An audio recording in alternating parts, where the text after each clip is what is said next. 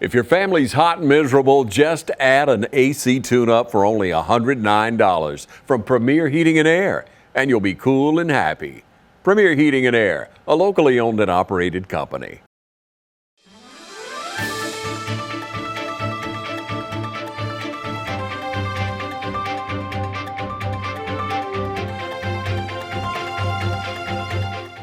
Welcome, everybody. I'm glad to have with me today Ralph Brooks and Michael Snipes. We have not been together. I was looking back. It's been 3 or 4 years since we've talked, so I figured it's a good time to talk.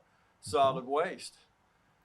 It's something a lot of people don't want to talk about, but we sure need y'all doing your jobs, that's for sure. So I got to ask you, Michael, first, how long are we good for now? Last time it was around 90, 95 years or so. We currently have a remaining capacity of about 90 years, give or take, but around 90 years at the current site.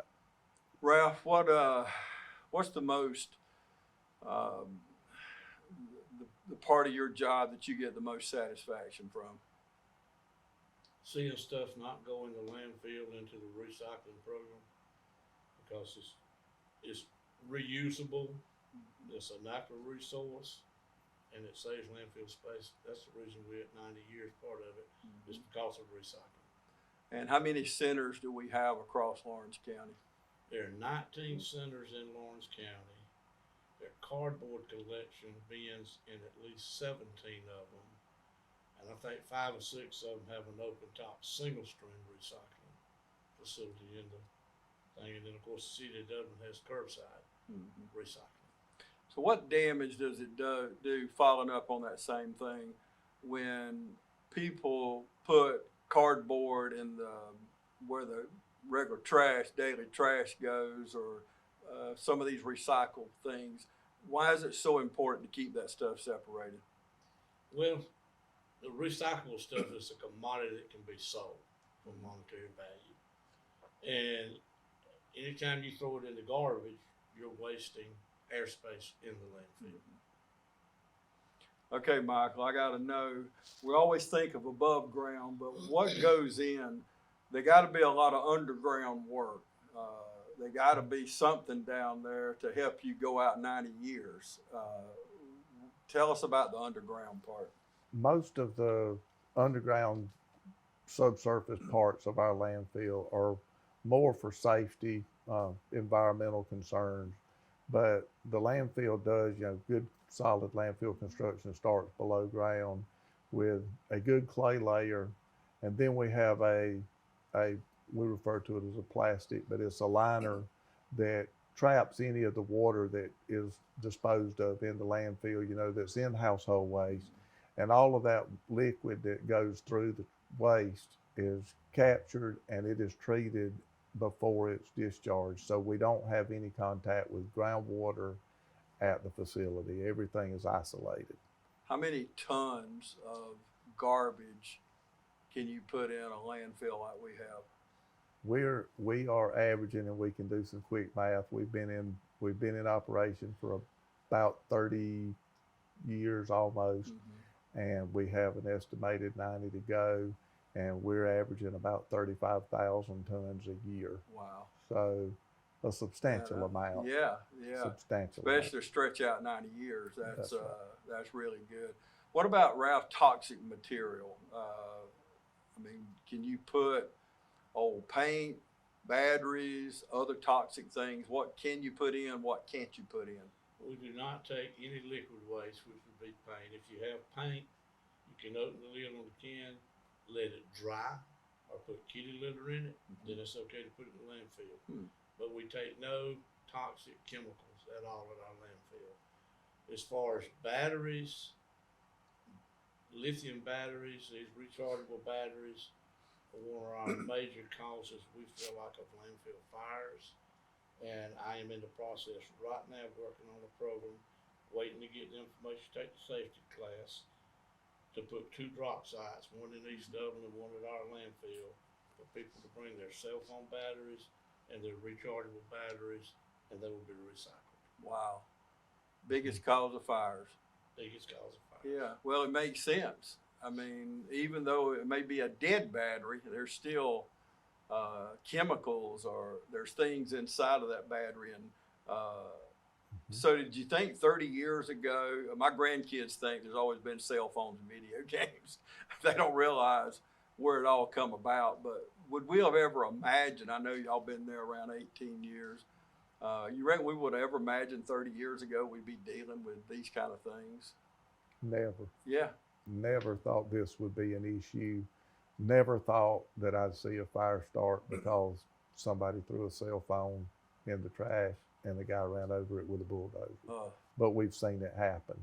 So, and when I say a fire, you know, you see it spark, you see it flame up, you're there, you're paying attention, you cover it up. But it could be a lot worse. Yeah. So, Ralph, how do we be a good neighbor where these landfills are surrounding neighbors as far as controlling the odor? Well, we run a composting operation and we keep it turned like it's supposed to be. We keep our raw material covered as it comes in like it's supposed to be. And we do everything we can to not create an odor issue. You know, we know that compost may be where most of our odor does come from if we have it, in which we have very few complaints, thank goodness. But you pick your time that you're going to be working it. You know, you don't want to work it with the wind blowing straight toward the neighborhood. Yeah.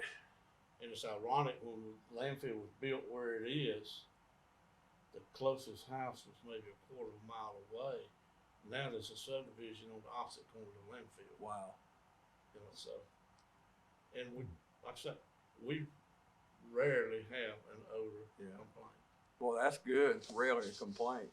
Because it's like people get a trophy sometime to complain for y'all not getting complaints. But, you know, we see a lot of grocery stores, Michael, going to, you got to bring your own bag in to get groceries. right. You know, I think of these little plastic bags I see laying in the middle of the road, beside the road, and I never want to run over it because I always remember friends that it stuck to the underneath the carriage of the to the muffler or something. It sticks to it, and then you start thinking your car is on fire because that plastic's burning. But what things like that that are in the landfill that will never disintegrate? Those materials, and the bags are a prime example. Those are probably one of the biggest litter issues you have. They're just so light, they're so flimsy. They blow out of the trash trucks if it's not covered properly, if it's not contained like it should be. It'll blow out of the back of somebody's pickup truck, and if it gets to the landfill and it's not properly contained, it'll blow around and be in the trees. And so those bags, like you say, they are a huge nuisance. But as far as things that are in the landfill that are never going to go away, landfill disposal is often referred to as dry tune. It's encapsulated on the bottom so that all the liquid that's captured in the waste drains out so that it can be treated. When the landfill is full and it's closed over the top, it becomes completely encapsulated. If it's not getting air to it, most of these items are going to stay put for, as far as we know it, forever. Yeah, they will eventually go away, but they're not getting oxygen to them, so they're not breaking down. Obviously, the plastics, the metals, things like that, since it's a dry environment, they're not breaking down, and it's going to be there for a long time. So that's one of the benefits of the recycling, is everything that we can keep out of the landfill is something that we don't have to worry about being there forever. Yeah.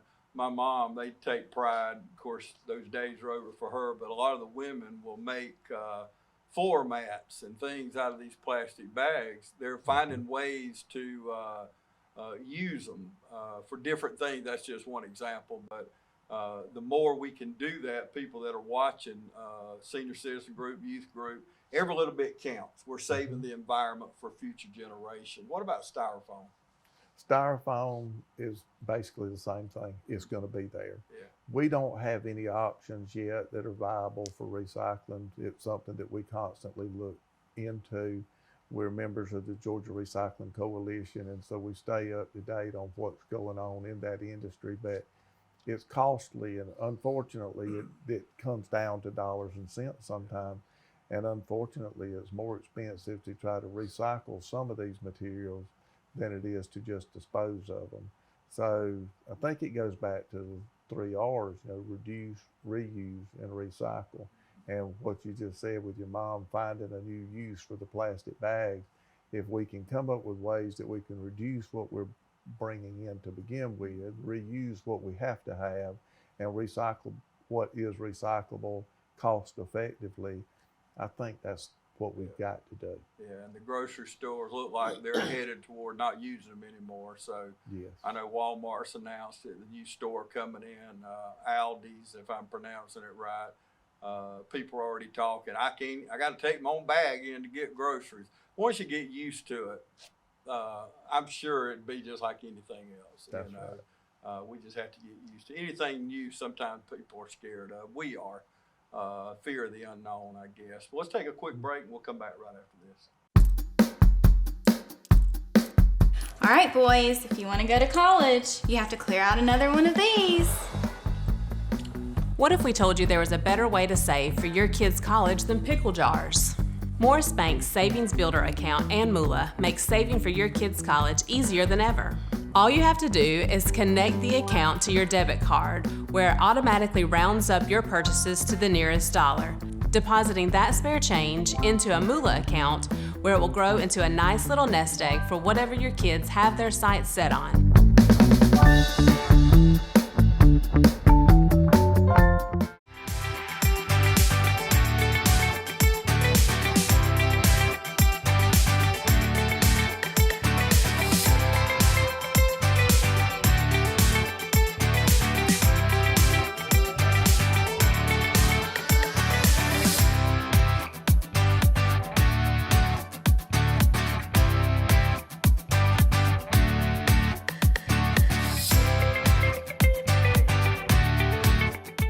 I'm Heath Richter, and we just want to invite everybody to come on down to the Houston Clinic and check us out at our new facility. We've been in Dublin for a while now, obviously, but have a new office here, and we'd just like you to come down and see some of the new stuff we're offering. And if you need to get checked out, we'd be glad to do that for you. We've got able to do some ultrasound-guided injections now, and physical therapy, and just a little bit better space, so hopefully we can get you in and out of here a little bit quicker. Come by and see us today at our brand new location, the Houston Clinic, Medical Drive in Dublin. Welcome back, everybody. If you're just joining us, I'm talking with Michael Snipes and Ralph Brooks, and we're talking landfills, and we are proud of the direction we're going. We were talking before the break about plastic bags and what it's doing to the environment. Is there anything you want to add to that? And you actually talked about the reusable bags that people are using in grocery stores and stuff, and it's really ironic.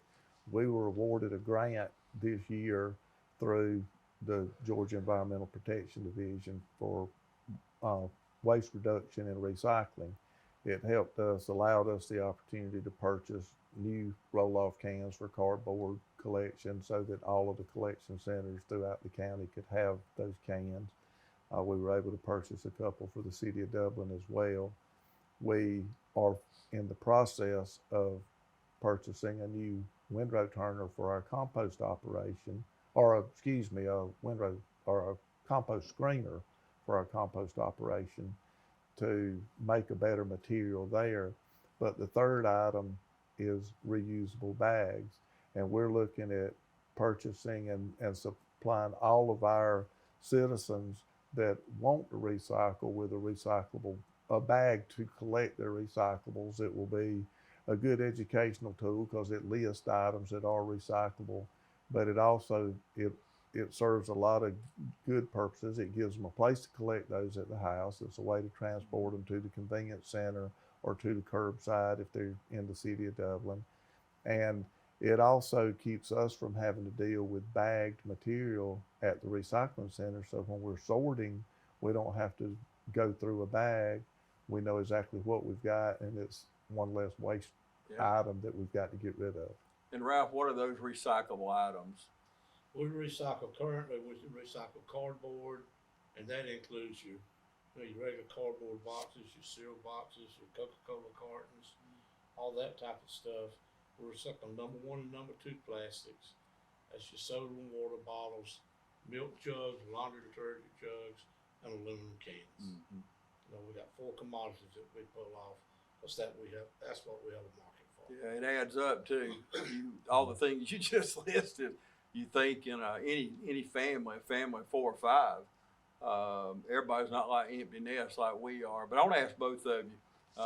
It just kills me when I see, and I live off of a road that has a recycling center at Bethlehem Church Road, and people that drop trash off their vehicles. When you ride down the road and see things like that, Ralph, I want to ask you too, Michael, but does your blood boil seeing us not being good stewards? I don't understand. There's no sense in it. I mean, part of it is accidentally blown off, but you got lots of people that just take the whole garbage bag and throw it. I know. Stop and get it. I had it blow off my truck. So I had different bags, whatever. I think we've been doing clean up around the house, but I stopped. My granddaughter asked me why I was stopping. I said, honey, one of the bags just blew off. We got to back up there and get it. You know when you get there what you had on the truck. You know you lost it. We've got to be better stewards, all of us, not just y'all, but we've all got to be better stewards. Michael, how does it make you feel? Well, it's the same thing. This is something that we can prevent, and litter is very frustrating if you live, especially if you live along one of these roads and this litter is blowing off of these vehicles. It's in your yard when you go to cut grass, clean up your yard. You're cutting up paper, or either you're picking up paper, and we're adults. There's no reason for us to have somebody up and down the side of the road picking up trash that we just really didn't have enough concern to make sure that it stayed where it was supposed to stay until we got it to its disposal point. Yeah, I miss Don Bryant because he would actually stop, and he was well known for this. Y'all probably know like I do, but he'd stop and open the bag and find out because there's electric bills, there's stuff in there that identifies where it came from. He'd go knock on the door, and he's told me some pretty crazy stories about people getting offended by him doing that. It's your trash. And if you're watching now, please, we got to look after each other. Because that's what recycling is. That's what, because this changed since we were growing up. When I was little, we'd pull the car over the ditch and change the oil. You didn't know. You just didn't know. But once we learned, I'd never do that in a million years. Because that oil has to be properly disposed of. That's right. Or throwing old batteries behind the barn, and they'd be 10, 12, 15, whatever, and they eventually, they're seeping that acid into our water supply that we're all using. So, Ralph, what's the hours of operation? Our recycling center is from 7 to 5 Monday through Thursday. And of course, the landfill is from 7 to 5 Monday through Saturday. And Michael, you said 90 years, but how do you do a life cycle analysis? I'm curious. We actually, number one, we have an engineered design that we have to follow. So it's not just dig a hole and put trash in the ground. So we have an engineered set of plans that we follow. We have some pretty high-tech equipment that we're using, and we track where we place waste with GPS.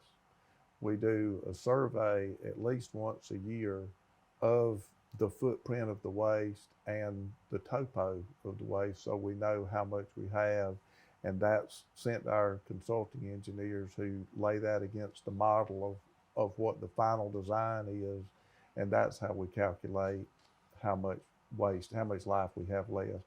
It's a calculation based off of how much airspace you have left, and then how much waste we are averaging a year, which right now is around 35,000 tons a year in MSW, and then also your compaction density. So I tell everybody that works at the landfill knows this, and they hear it preached to them. The only thing that we have to, quote, sell is airspace. and we have a defined amount of airspace. So the more waste that we can pack into that airspace, the longer that landfill will last. And that's what our goal is to make it last just as long as it possibly will, because we have a good operation now, but nobody wants a landfill in their back door. And so we try to be a good neighbor to the people that we're around now. Let's do that, but let's not have to go site it at another location.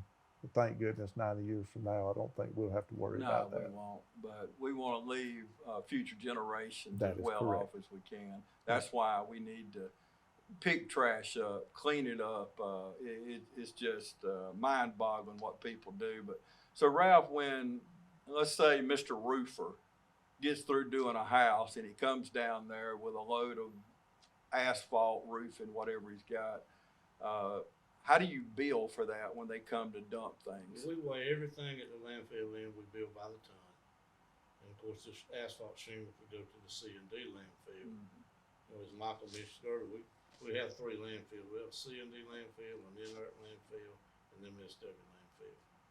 So if he goes to the wrong one, you'll direct him to the right one. We Correct. do our best to direct them before they dump. Yeah, and of course, anybody been in business, they know already where to take things. So You would think, but sometimes people will absolutely just dump where there's no trash at all. They'll look right and this is where I want to dump. And they dump. yeah, it's been in the news a lot lately.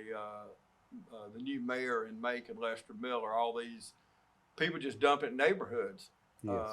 They got old washing machine. They just take it down the end of the street there, and I don't understand what kind of person can throw a washing machine on anybody's street, much less your own street. A lot of times, I couldn't even leave my house this morning, even if there was a potato chip bag blew in the yard. I'm very OCD about it. I'd have to stop and get the bag up before I left, and that's why it just kills me when I turn on Bethlehem and see.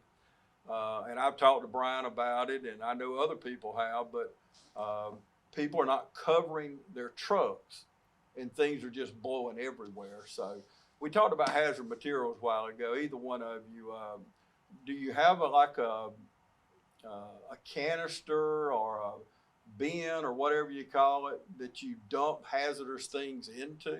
No, No? we do not accept hazardous waste at the landfill. Okay, what about you talking about the batteries and stuff like that? Lead acid batteries are banned at landfills. So Okay. car batteries, things like that are banned.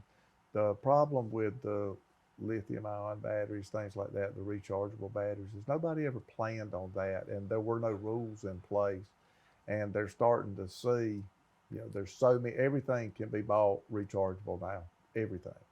And so now these batteries, nobody planned on what to do with them. So that's why we're implementing something to handle those batteries, cell phone batteries, rechargeable batteries, etc. But as far as true, and they're not deemed hazardous waste, it's just a hazard to us. Yeah. And we want to get them out of the landfill because we have a way to get them out of the landfill. But there are no hazardous waste allowed for disposal at our landfill. But staying on these batteries, is there in place now where, because just like we use a lot of batteries here, we use rechargeable batteries. They eventually don't work anymore. That's right. You put them in the charger in here and they just won't charge. I just walk over and throw them in the trash can. So should I not do that anymore? Currently, that is accepted practice. Yes, you can do that. It is considered a household hazardous waste. So you try to stay away from the hazardous waste term, but it is considered a household hazardous waste. When you have a couple of AA batteries, whatever, flashlight batteries at the house, you're looking at a quantity that is not considered dangerous in the grand scheme of things. So if somebody came in with a roll-off container full of batteries, that would be hazardous. But just household quantities are exempt. They're not considered hazardous because there's not that many. So currently what you're doing is correct. But with this new battery recycling program that we're looking at, we know we're getting the lithium ions out. We know we're getting the cell phone batteries and things like that.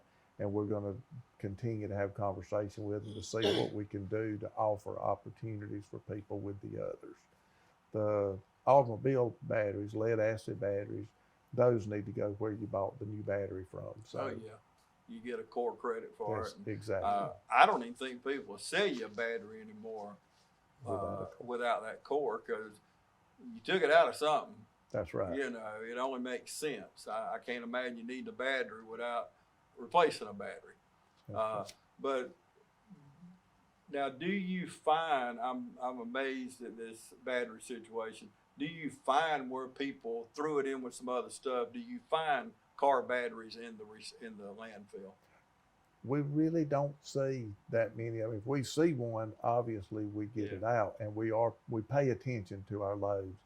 But so many people have a hand in that. Mm-hmm. The convenience centers at the county are manned, so they're helping to police that at the county convenience centers.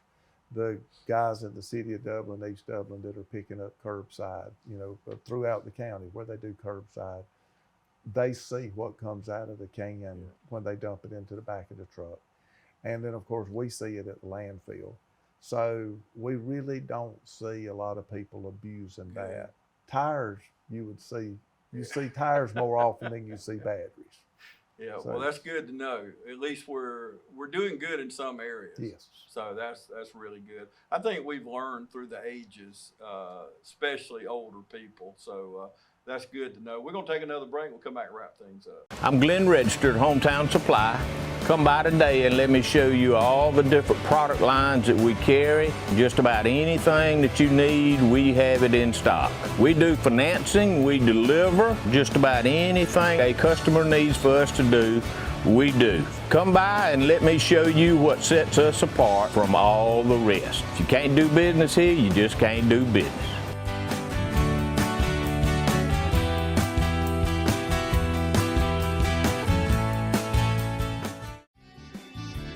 The heat is on at Wayne Kemp's Dublin Auto Sales, and you'll find a great deal on a new set of wheels. From SUVs, trucks, cars, you name it, Wayne Kemp's Dublin Auto Sales has it. So come on in today and see TJ, Trey, Alan, Britt, or any of the friendly sales staff at Wayne Kemp's Dublin Auto Sales, where good deals and good people meet. Log on to DublinAutoSalesGA.com for more information, or just come see us at 606 East Jackson in Dublin. Wayne Kemp's Dublin Auto Sales. The heat is on, and it's time to get a great deal.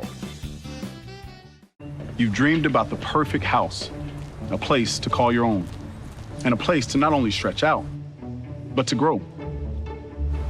Auto Owners protects your house because to you, it's home. That's simple human sense. Ask Curry Maffett Insurance in Dublin if Auto Owners make sense for you. Happy to help, man. I was just over there talking to myself anyway.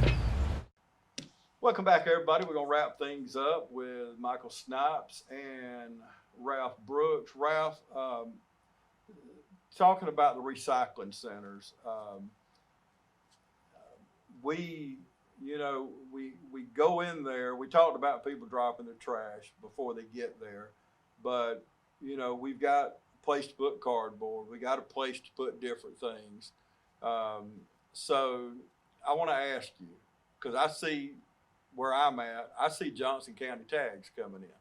Do we allow other counties to use our recycling centers? The 19 convenience centers, recycling are not supposed to be used by anybody outside of the county, and actually they're not supposed to be used by anybody from the city of Dublin. We pay, county residents have a fee, $50 every year to be able to use the centers. Now, as far as out of county recycling, if they bring it to me at my center, I will gladly take it, because we actually get recycled materials from City of Idalia. They bring theirs to us. We're working on the other counties. We used to get Johnson County, Dodge County. Pandemic hit, and it messed up everything. But the program is coming back. But No out of county tags are supposed to be seen in the recycling centers. Well, these other ones bring it to y'all. You're recycling those. It's a money-making venture, right? That is correct. When they're bringing the milk jugs or the soda bottles or things like that, y'all are actually, and that's saving county residents money because you're making money off of that. That's so you don't have to dig a little deeper out of the county residents' pockets. So That's right. well, that's good to know. But as far as the recycling centers, we're supposed to have a little tag that goes on the mirror. And I know at first I see a lot of red tags, but as time goes, people lose them. You can probably go to the commissioner's office and get one, I would think. That's correct. Yeah, it's just people just get in the habit of doing it. But how do we police these other areas? I mentioned Don Bryant, he'd stop and check trash bags, but how are these recycling centers, do they have cameras there?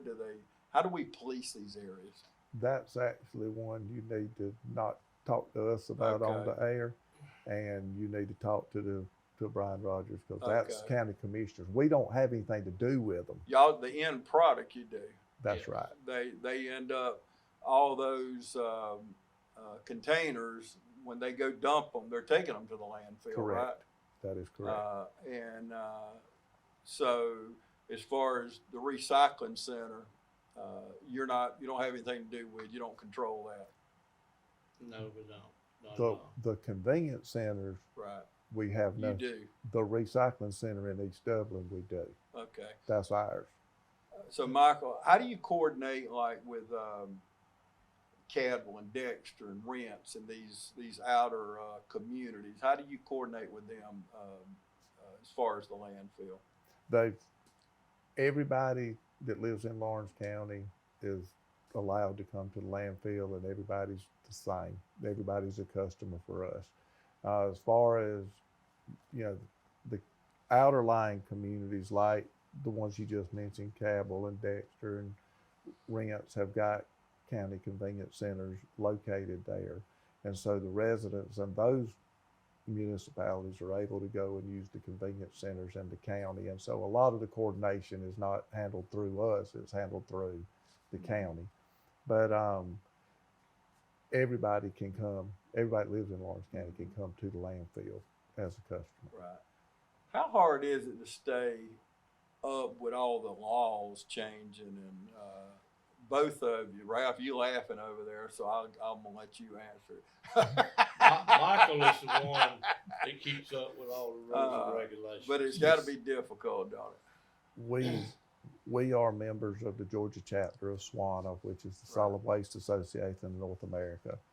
And I'm a member of the board of directors for SWANA, and we are very, very close we have a legislative committee. We're very close into how we work with EPD, and we stay involved with that. If new rules are coming, if EPD is looking at new rules, if there's new legislation that relates to solid waste, we work very closely with everybody to stay informed on that. Association of County Commissioners, as well as the Georgia Mayor, GMA, Georgia Municipal Association. We work with all of those agencies to ensure that we're up to snuff on what the new rules are. And you're a past president, right, of SWANA? That is correct. And we've received, I believe, at some point, a Gold Excellence Award in composting. That is correct. So that means we're doing a lot of things right. We do our best to do a lot of things right. We have been very fortunate. We've received several different awards. That Gold Excellence Awards in composting was very special. Outstanding Landfill Operation Award for the state of Georgia several years ago. So yes, it makes you feel good. Yeah, absolutely. And Ralph, last thing, it should have been first thing, but you're only good as your people. Whether you're running a TV station or a watermelon stand or whatever, you are only as good as your people. So Ralph, before we go, brag on y'all's people a little bit. We are a family. We have very little turnover at the landfill. I've been there, I'm in my 16th year, and there's only 3 or 4 people that have not been there that long. Most of them been there 18, 20, 25 years. How about that? A recycling center, I've got a very good guy over there. He's 20 years with the landfill that's running it. And one of the other things I did not mention a while ago in the recycling is your electronics. We take it at 505 Broad Street in these computers, flat screen TVs, any of that kind of stuff we take, and it's at no cost, and we get rid of it at no cost and saves it out of the landfill. Good. Don't take it to the recycling center. No, bring it east of it. Yeah, he said no quick. Y'all got that, didn't you? The hammer's been thrown down. So anything, Michael, either one of you that we hadn't covered, you want to say before we go? No, I think, unless you've got anything. Run the gamut. Oh, I got plenty, but we got to end somewhere. So, but well, I tell you, I was looking at the show we did like 4 years ago, and if there's ever been 2 knowledgeable guys, Michael was being humble a while ago when he was talking about some of the things, but y'all have won many awards throughout the years, and it's from hard work. And being a member of SWANA, no doubt, and collaborating with people across the state, across the country. And I know both of you have friends that do these same kind of jobs, and that's who you learn from. You trade ideas, and That's right. when things go wrong, you trade them too, because you don't want somebody else to deal with it. So, That's right. and you don't want the EPA on your case, do you? Okay, guys, I appreciate you coming in today. All right. Appreciate it. Okay. Thank you. Thank you, brother. And however you're watching us today, whether it's on your iPad, iPod, whatever you're watching us, I found out, guys, through the last few years, people our age, we watch television. These younger kids, and I say kids, 40 and under, they watch TV a different way than we do. I have many younger people tell me they were watching me on their iPad. So, and these phones that we have now, you can do just about anything on. Other than don't throw them in the recycling center. We need to dispose of them. You can dispose of those. We didn't say that, but you can actually sell those and make a little money off of them. There's a disposal side at Kroger, I know, where you can put it in the machine and get you a little bit of money for it. So buy you a few groceries while you're there. So, but anyway, thank y'all a lot for coming in. And thank you, however you're watching us today, thank you for watching us today on TV 35.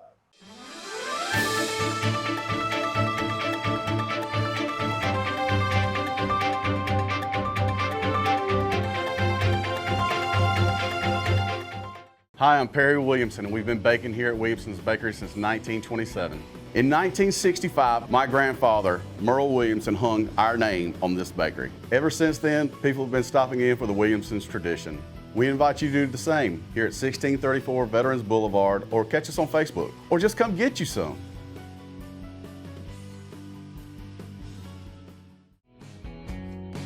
Allen's Heating and Cooling is your licensed Amana equipment dealer. Trust Allen's Heating and Cooling to install and service your heating and air conditioning unit.